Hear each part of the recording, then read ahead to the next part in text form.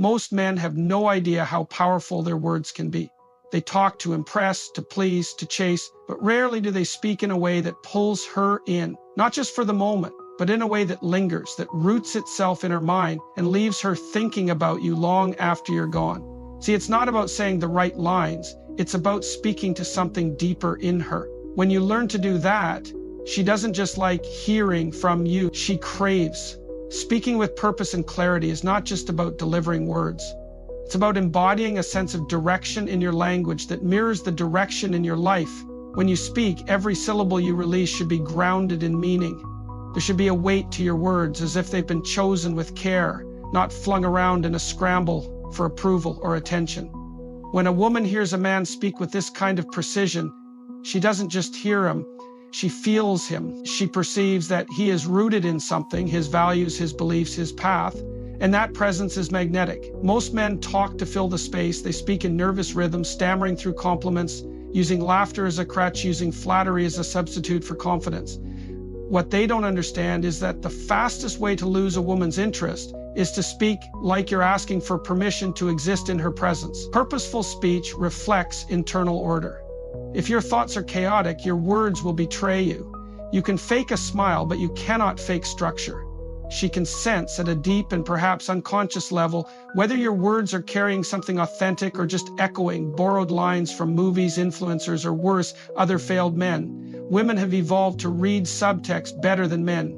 That means they aren't just hearing your words, they're listening for intention as approval. You're dead in the water. But if your intention is to communicate something meaningful, if it's to share a conviction, a boundary, a truth, then your words carry power, real power, the kind that doesn't shout to be heard because it already resonates.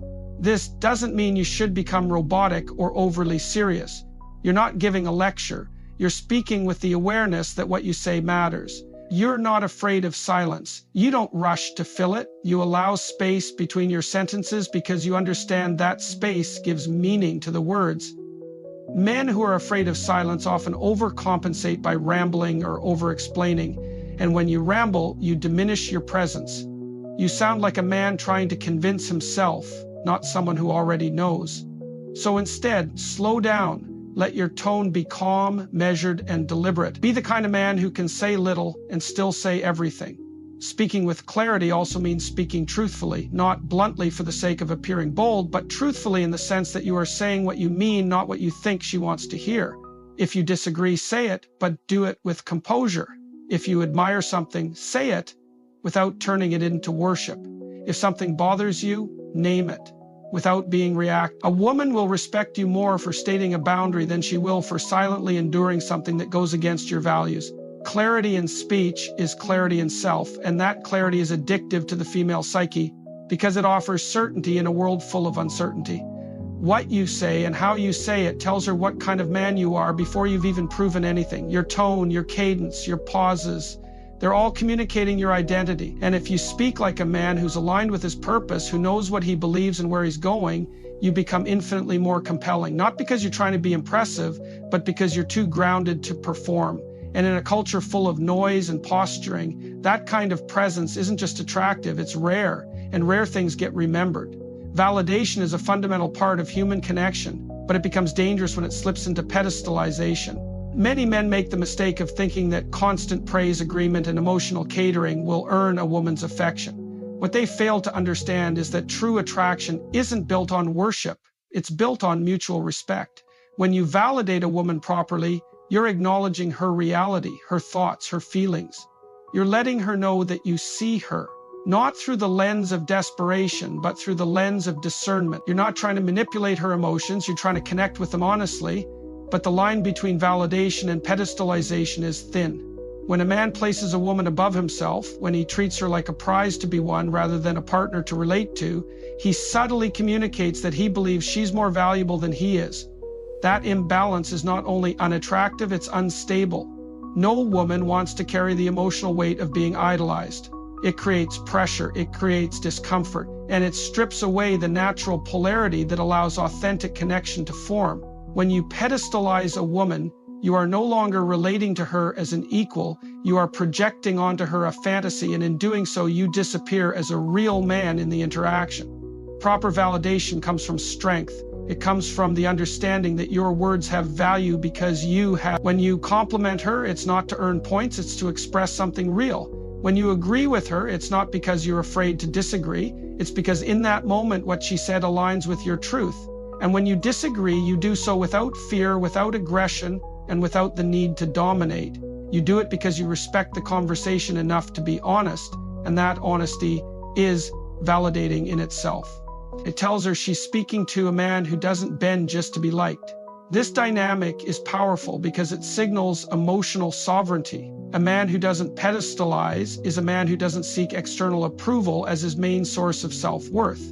And that kind of grounded energy creates an emotional frame where the woman can relax into her own authenticity. She doesn't have to perform because she's not being placed on a stage. She can be herself, flawed, beautiful, evolving. And in that space of mutual recognition, genuine connection begins to grow. But when a man loses himself in the pursuit of pleasing her, he becomes a ghost. His opinions disappear, his assertiveness fades, his presence weakens. And she starts to feel, perhaps not even consciously, that something is missing. That something is challenge. That something is masculine integrity. Validation done right also requires that you maintain standards not just for her, but for yourself. If she crosses a line, speak to it. If she does something admirable, acknowledge it. If she opens up emotionally, don't panic. Meet her there, but don't collapse into the moment. Hold your frame. Let your presence say, I see you and I hear you. That balance is rare and it's addicting. It builds tension, it creates trust, it sparks curiosity, and it keeps the dynamic alive. Because at the core of all real attraction is the presence of two strong individuals, not one chasing the approval of the other, but both recognizing each other with grounded openness. Validation is not about making her feel like a queen at the expense of your own throne. It's about speaking to her humanity, not her ego. It's about connection, not performance. It's about truth, not theater. When you understand that, you begin to relate to women not as something to win, but as someone to engage with deeply, fully, and on equal ground. Controlled vulnerability is one of the most misunderstood and underused forms of masculine strength. There's a cultural myth that says showing emotions is weakness, and another equally destructive myth that says spilling every emotion you feel is authentic. The truth is, neither extreme creates attraction. What truly draws a woman in, what makes her lean in with curiosity and connection, is when a man can open the door to his inner world without becoming consumed by it. Vulnerability, when controlled, shows her that you have depth. It shows that your strength isn't built on a facade, but on self-awareness and emotional maturity. Many men either hide their struggles or overexpose them. Hiding them creates distance. It signals fear, shame, or an unwillingness to connect. Overexposing them, on the other hand, can come off as emotionally needy or unstable. The key is knowing when, where, and how to share pieces of yourself that reveal your character, not your chaos. If you're telling her about a challenge you're facing, it should be through the lens of reflection, not desperation. You're not saying, please help me, I'm falling apart. You're saying, here's something I've gone through, and here's what it taught me. That subtle shift changes everything. One version seeks rescue, the other shares wisdom. Controlled vulnerability is not about venting your emotions in the moment. It's about expressing them with context. It's showing that you've wrestled with pain, with fear, with uncertainty, but that you've also integrated those experiences into your identity. You're not emotionally raw, you're emotionally real. And that authenticity is something women are instinctively drawn to, not because it makes you more soft, but because it makes you more complete. Women are not looking for a man who feels nothing. They're looking for a man who can feel deeply without being ruled by those feelings. That's the balance. That's the edge. That's what makes you compelling. When you share something vulnerable, you give her a glimpse of the man beneath the armor. You show her that there's a heart inside the strength, that there's history behind the confidence. But more importantly, you show her that you're not ashamed of it. Shame repels. Ownership attracts. If you speak about your past failures with bitterness or blame, it sounds like a wound that hasn't healed. But if you speak about them with acceptance and insight, it shows emotional evolution. And evolution is attractive because it signals that you're moving forward. It tells her you're a man in motion, not stuck in past stories. But growing through them. There's a particular kind of intimacy that comes from revealing something meaningful at the right moment. Not too early, not too late. It's a tension you hold until you feel the trust is there. And when it is, and you choose to share something real, something you've never told anyone easily, it lands with impact. It doesn't feel forced. It feels earned. It deepens the connection because it invites her to open up as well. And when two people are brave enough to reveal their real selves without losing their boundaries, emotional intimacy forms. And emotional intimacy is what creates lasting attraction. To be vulnerable without control is to bleed out in front of someone. But to be vulnerable with control is to offer her a glimpse of the fire inside you without letting it burn everything down. That contrast between power and softness, control and openness, is intoxicating. She sees your strength not because you hide your emotions, but because you hold them with discipline. And in that discipline, you create safety. You become the man she can trust, not just because you're steady, but because you're human. Not just because you're tough, but because you're real. Challenging her intellectually is not about trying to prove you're smarter. It's not about facts, debates, or showing off how well-read you are. It's about engaging her mind in a way that invites depth, reflection, and discovery. Most conversations are surface level, they're predictable, safe, transactional, but when you start speaking in a way that activates her curiosity, when you make her think, when you spark a reaction that lingers long after the conversation ends, that's when she starts to feel something more than interest. She starts to feel compelled. She starts to feel addicted, not to your knowledge, but to the way you make her feel through that exchange of thought. Women are emotional, yes, but that doesn't mean they don't crave mental stimulation. In fact, emotional attraction often begins in the mind. If a woman feels that talking to you is like flipping through the same script she's heard 100 times, her attention will drift. But if you can bring an idea she hasn't thought about, question a belief she's never been challenged on, or offer a new way of seeing the world that makes her pause, you shift the dynamic. You become more than just another guy trying to impress her. You become a force that expands her awareness. And that's rare. Rarity, when paired with authenticity, is irresistible. This kind of intellectual stimulation isn't about being confrontational either. It's about being present enough to listen and secure enough to respond without appeasing. You don't nod in agreement just because you want to avoid conflict. If you see things differently, you say it, not to win, but to invite a richer dialogue. Disagreement, when done with calm and curiosity, is one of the most powerful tools of attraction. It shows that you're not afraid to take up space. It shows that you have a mind of your own. And that independence of thought communicates leadership, confidence, and strength. A woman becomes addicted to the feeling of being seen beyond her surface, and one of the quickest ways to do that is through intelligent conversation. Ask her questions that aren't just polite formalities. Don't ask what she does, ask why she does it. Don't ask where she's from, ask how it shaped her. Ask her what scares her. Ask her what she believes about things people are too afraid to talk about. Let her speak into areas of herself that rarely get touched. The more you ask, the more she reveals.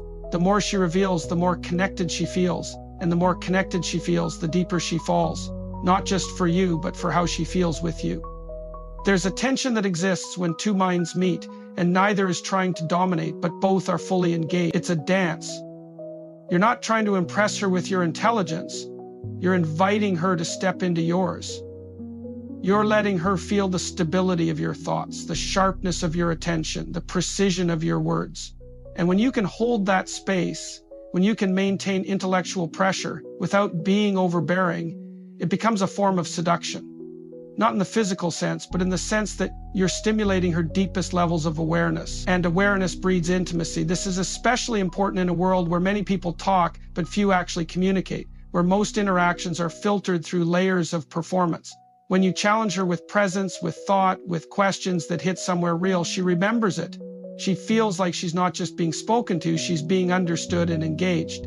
That experience is rare, and what's rare becomes valuable. It's not that you're trying to impress her mind, it's that you're offering her a place where her mind can come alive. And that, more than charm, more than looks, more than attention, is what keeps her coming back. Being calm under pressure is one of the clearest indicators of a man's internal stability, and it speaks volumes without the need for many words.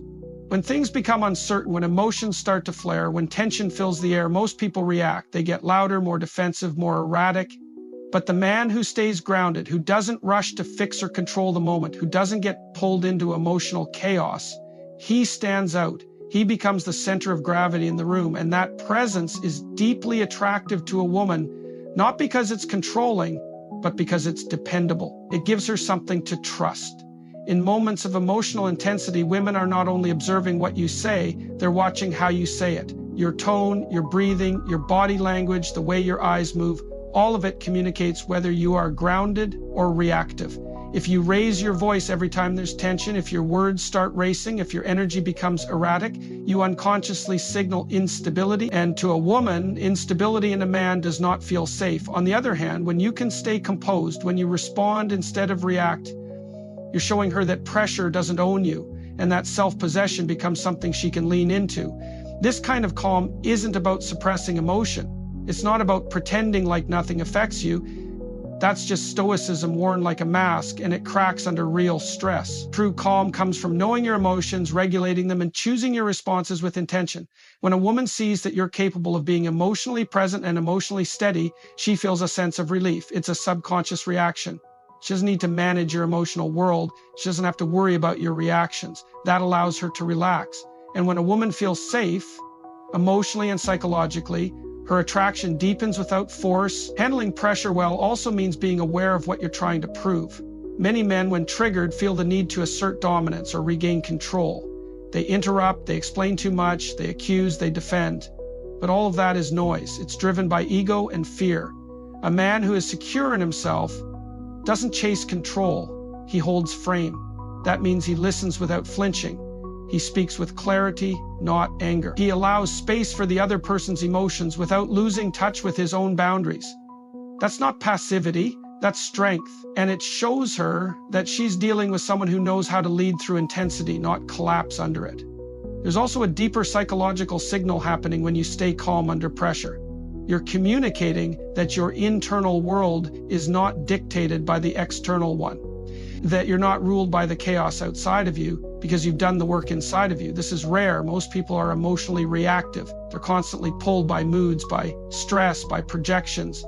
But when you show her consistently that you are unmoved by petty drama, that you don't respond to emotional manipulation, that you can stay centered no matter what's thrown at you, you become the embodiment of stability, and that stability becomes addictive. A woman doesn't need you to be perfect, but she needs to know that when things get hard, you won't fall apart. That when she's emotional, you won't escalate. That when life throws uncertainty your way, you won't start blaming or retreating. She needs to feel that your calm isn't just a tactic, it's who you are. And the only way you can offer that is by becoming a man who has faced his own chaos and learned to hold it rather than run from it. When your voice doesn't shake, when your presence doesn't scatter, and when your mind stays sharp through pressure, you create a field of energy she wants to be around, not because you try to impress her, but because in your calm, she feels free. Speaking with vision is one of the most compelling forms of masculine communication because it projects something beyond the moment. Most men talk about what's happening now, what they like, what they don't, what they want in the short term. But the man who speaks in a way that reveals where he's going, what he's building, and what he believes the future could look like, that man captivates. When a woman hears a man talk with vision, she doesn't just hear a plan, she feels possibility. She begins to see herself in a larger story, one that's moving forward with momentum, clarity, and meaning.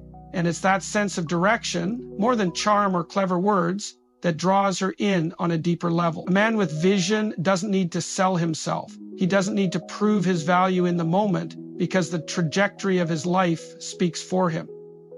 His words aren't just about opinions, they are about principles, purpose, and potential. When he speaks, he isn't trying to be entertaining. He's expressing what matters to him, what drives him, what challenges him, and what he's determined to overcome. That kind of communication leaves an imprint. It separates him from the crowd because most people are floating. Most people don't know what they want, or if they do, they're afraid to speak it out loud. But the man who speaks his vision with clarity, even if it's imperfect, even if it's still forming, shows that he's not afraid of accountability. He's not afraid to name what he's after. This kind of communication builds anticipation. It invites her into a world that is unfolding, not one that's stagnant. It gives her something to mentally and emotionally invest in, beyond attraction. When a woman sees that a man knows where he's going, she instinctively wants to know more. Not because she's looking for someone to follow, but because women are drawn to motion, forward movement, progress, expansion. And when your words reflect a man who is constantly refining himself and reaching for more, she senses that being near you means being part of something alive. That feeling can't be faked. It either exists in your life or it doesn't. And when it does, it will come through naturally in the way you speak. Speaking with vision also means you talk about challenges differently. You don't complain, you don't vent for pity, you frame obstacles as part of the path, you speak about setbacks in a way that shows you're learning from them, not being crushed by them. That shift in perspective is powerful because it tells her that your direction isn't dependent on everything going smoothly. It's internal, it's chosen. And that consistency, even when the external world changes, creates trust. It makes her feel that being around you isn't just about riding waves of emotion, but being anchored in something stable and evolving. This doesn't mean you need to have everything figured out. Vision isn't about certainty, it's about orientation. It's about knowing the direction your life is heading in, even if you don't know every step. When you talk about what you value, what kind of life you want to build, what impact you want to make, or what kind of woman you see beside you, not as a fantasy, but as a standard, you're speaking from alignment. And alignment is rare. Most men say what they think will keep her interested. A man of vision says what's true, even if it risks disinterest, because he knows that only someone aligned with his path will truly fit. That kind of self-assurance is magnetic. It's not the words themselves, it's the fact that the words are built on a foundation. When you speak with vision, you give her more than a conversation. You give her a glimpse into a future that's worth imagining. And if your life feels like a story that's unfolding with purpose, your words will make her want to be part of the next chapter. When you speak to a woman in a way that combines presence, depth, strength, and intention, you do more than get her attention. You imprint on her emotionally, not by playing games or performing roles, but by standing firm in who you are. When your words are rooted in grounded validation, when you lead with discernment instead of desperation, when you reveal your inner world with control and courage, and when you challenge her mind without needing to dominate it, you invite her into something rare. Add to that your ability to remain calm in tension and speak from a place of vision, and you stop being just another man she meets. You become the one she remembers. Because the truth is, women aren't addicted to words. They're addicted to how a man makes them feel when he speaks. And when your communication carries depth, certainty, and emotional presence, she doesn't just hear you, she feels you. That's what keeps her coming back, not to the words, but to you.